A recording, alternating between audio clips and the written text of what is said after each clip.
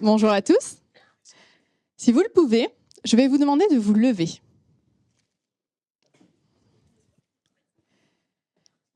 Placez votre main gauche sur votre épaule droite et votre main droite sur votre épaule gauche. Comment vous vous sentez? Vous vous sentez protégé? Rien ne peut vous atteindre?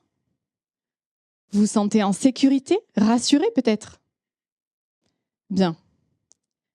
Maintenant, enlevez vos bras et laissez-les retomber. Est-ce que vous ne vous sentez pas plus libre? Libre de vos mouvements? Libre d'aller dans toutes les directions? Je vous remercie. Vous pouvez vous asseoir. Depuis qu'on est petit, on nous indique un chemin à suivre. D'abord nos parents, ensuite le corps enseignant, et de manière plus globale, la société. Alors c'est vrai qu'on se sent en sécurité dans une zone de confort. Mais tout quand vous venez de vous libérer de vos bras, vous pouvez vous détacher du poids lié aux attentes de la société pour suivre votre propre voie. Ouvrir le champ des possibles au lieu de suivre une route toute tracée. Je m'appelle Pauline Palmade, j'ai 30 ans et il y a quelques années, j'étais à votre place sur les bancs de cette école. Mon souhait aujourd'hui n'est ni de vous donner une leçon, ni de révolutionner votre quotidien. En revanche, j'aimerais à travers mon histoire vous montrer qu'une fois que vous apprenez à vous oublier, c'est-à-dire à oublier ce que la société attend de vous, eh bien, vous découvrirez une infinité de possibilités et surtout, vous apprendrez comment vivre votre vie par désir et non par défaut. Alors, pour me présenter rapidement, après une prépa HEC et un master à Neoma, j'ai eu l'opportunité d'intégrer la Maison Chanel pendant un peu plus de 5 ans. J'ai occupé différents postes au niveau national, européen et mondial. Et après avoir évolué dans cet univers très féminin, j'ai pu constater le manque d'accompagnement pour les mamans et les futures mamans. Donc, j'ai décidé de créer ma plateforme pour les accompagner à travers ce chemin, en leur proposant des services de loisirs, développement perso, santé et bien-être. Tout le long de mon parcours, les choix qui m'ont véritablement défini ont toujours été guidés par 4 principes. Savoir saisir les opportunités, être audacieuse, accepter le risque et rester positive. Ce soir, j'aimerais vous présenter 4 situations pour illustrer ces principes.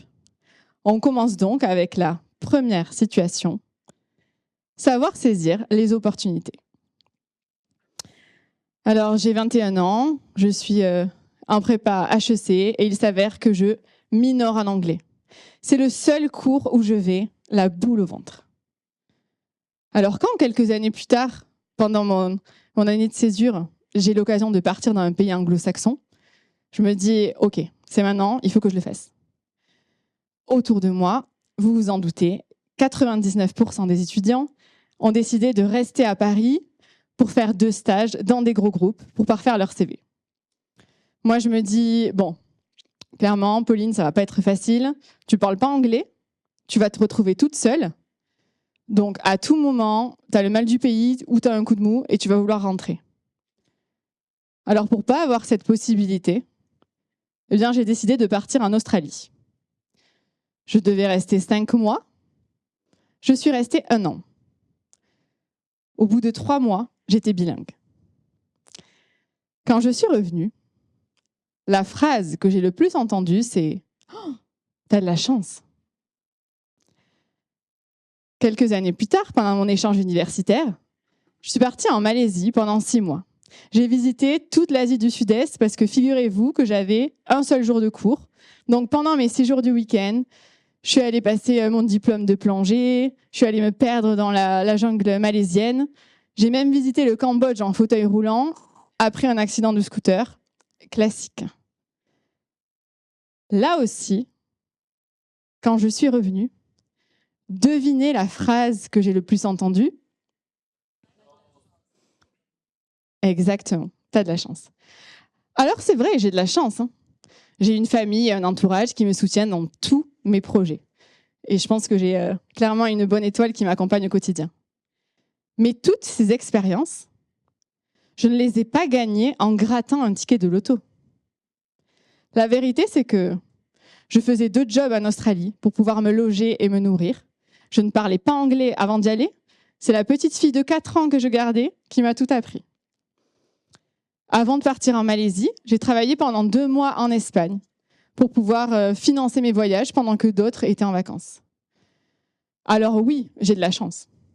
Mais surtout, je sais la provoquer et la saisir. La vie est faite de choix et les véritables opportunités ne se présenteront pas toujours à vous sur un plateau d'argent. C'est à vous de saisir les opportunités inattendues et de les transformer en expériences enrichissantes. Prenez les choses en main. Bon, fini les bancs de l'école, on passe au monde du travail, il était temps, ce qui nous amène à la deuxième situation, être audacieuse. J'ai 23 ans et je viens de terminer mon stage de fin d'études chez Chanel. J'ai des étoiles plein les yeux. Je souhaite absolument rester définitivement dans cette belle maison. Seulement voilà, problème, il n'y a pas d'opportunité dans mon service, donc malgré le soutien de mes managers, je sais que je ne vais pas pouvoir rester. Alors, je me dis, OK, quel est le meilleur moyen de rester? Eh bien, c'est de le demander. Je me souvenais vaguement d'une RH dont j'avais entendu parler pendant une pause café. Je me débrouille pour trouver son nom, son contact, son adresse mail. Donc, je lui envoie un mail, je me présente, je lui demande un rendez-vous, je lui explique ce que je recherche. La semaine d'après, elle me convoque, elle me propose un entretien exploratoire et elle me propose 2 offres. La semaine suivante, je rencontre la manager d'une de ces offres. Alors, en l'occurrence, pendant l'entretien, je me suis rendu compte que j'étais en train de postuler à la mauvaise offre. Mais figurez-vous que les choses sont bien faites parce que non seulement j'ai eu le poste, mais en plus, c'est celui qui me correspondait le mieux. L'audace est souvent la clé qui vous ouvrira des portes qui vous paraissent complètement fermées. Alors, osez et surtout, faites-vous confiance. Vous l'aurez compris, la situation 3 va donc se passer chez Chanel. Situation 3, accepter le risque. J'ai 27 ans et je suis particulièrement épanouie chez Chanel. En l'occurrence, je suis responsable de tout le maquillage au niveau France. J'adore mon équipe. J'adore ma hiérarchie. J'adore les produits. Je pense même que je suis accro à la culture d'entreprise. Seulement, voilà, ce que j'ai toujours préféré, ce sont toujours les 6 premiers mois de prise de poste, quand on part de zéro et qu'on apprend tout, quand on arrive au même niveau que le reste de l'équipe. Et puis les personnes autour de moi qui m'inspirent le plus, ce sont les entrepreneuses que je suis sur les réseaux ou celles qui interviennent chez Chanel, les copines qui lancent leur marque. Alors le jour où j'ai une idée, un projet à impact qui me tient à cœur, je me dis, pourquoi pas moi? Et pourquoi pas maintenant? À ce moment-là, j'ai 2 choix. Soit continuer à évoluer au sein de cette belle maison à des postes que beaucoup d'autres m'envient, soit miser sur mon instinct, sur mon désir de relever de nouveaux challenges, sur moi en fait. J'ai choisi l'option numéro 2. Alors à ce moment-là, la première étape à passer, ça a été celle de la petite voix. Cette petite voix qui veut toujours vous montrer les pires scénarios. Cette petite voix qui essaye de vous dissuader, de vous montrer que la zone de confort, c'est cool aussi. Alors je suis partie du principe qu'il ne fallait pas avoir peur de l'échec. Si je me rate, je recommence. Si c'était mieux avant, c'est pas grave, rien n'est définitif. Si le projet évolue, je pivote avec lui. Au final, tous les choix seront les bons, tant qu'ils me font avancer dans la direction de mes objectifs. Après cette première étape, il y a eu la plus grosse étape à passer. Celle de votre entourage, des gens qui tiennent à vous. Celle des représentants de la voie de la raison. D'abord, les parents. Leur intérêt, c'est de faire en sorte de minimiser le risque encouru. Pour eux, la zone de confort, c'est beaucoup plus safe. Pour ma part, j'ai eu beaucoup de chance. J'ai pu rallier les miens à ma cause très facilement parce qu'ils me font confiance. Ensuite, les RH. Pauline, t'es sûre que tu veux partir maintenant? T'as vu la conjoncture? Tu veux pas prendre quelques congés sans solde pour tester ton idée? Alors, pour leur défense, ce sont des conseils bienveillants. Mais tous ces arguments, ce sont d'autant plus d'arguments pour la plaidoirie de cette petite voix. Alors, j'ai décidé de me focaliser sur ma vision idéale du futur. Et en oubliant tout ce qu'on me disait, eh bien, c'est comme ça que j'ai trouvé. J'ai trouvé la force et la détermination de mettre mon plan à exécution. J'ai trouvé la motivation et la fierté de lancer un projet à impact. Et puis, après tout, il y a quelque chose de pire que de ne pas réussir, c'est de ne pas essayer.